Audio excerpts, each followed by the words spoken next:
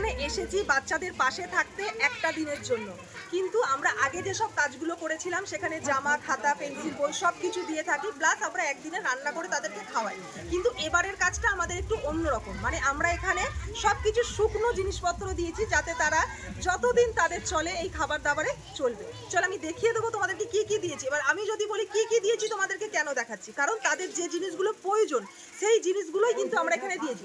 অবশ্যই তোমরা যারা আসবে ঠিক এই রকমটা যদি জিনিস দাও অবশ্যই বাচ্চাগুলো খুবই ভালো হয়, খুবই অনেকটা সাহায্য হবে। চল আমি জাস্ট দেখিয়ে দেবো, ঠিক আছে। এখানে আমরা চাল নিয়ে এসেছি, কারণ যেটা প্রয়োজন অতিরিক্ত, মানে চাল নিয়ে এসেছি, আলু আছে, পেঁয়াজ আছে, আদা আছে, রসুন আছে, মুড়ি আছে।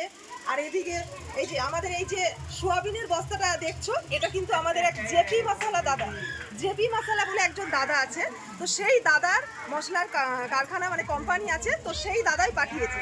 আর এগুলো হচ্ছে আমাদের ডায়মন্ড পরিবার মিলে আমরা সকলে মিলে এগুলো করেছি। বাচ্চাদের যেগুলো প্রয়োজন, যেগুলো দিলে বাচ্চারা প্রত্যেক দিন মানে এগুলো খেতে পারবে। এখানে বিস্কুটের প্যাকেট আছে। আর যেটা আমাদের মাস্টারমশাই বলেছিল যে বাচ্চাগুলো জুতোর প্রয়োজন, তো আমরা তার জন্য এখানে বাচ্চাদের জন্য জুতো নিয়ে এসেছি। রান্না বান্না সরঞ্জাম সব কিছু এখানে আছে, তোমরা দেখতেই পাচ্ছ। তো এখানে পড়াশোনার জন্য খাতা আছে, পেন আছে, পেন্সিল আছে, রবার আছে। আর এখানে সাবান, শ্যাম্পু, মানে রান্নার জন্য ডাল। আর এই যে এখানে দেখতে পাচ্ছ জামা কাপড়। তো তোমাদেরকে বলবো তোমাদের যেটুকু সামর্থ্য তোমরা এসে এখানে দাও বাচ্চাদেরকে, ঠিক আছে? তো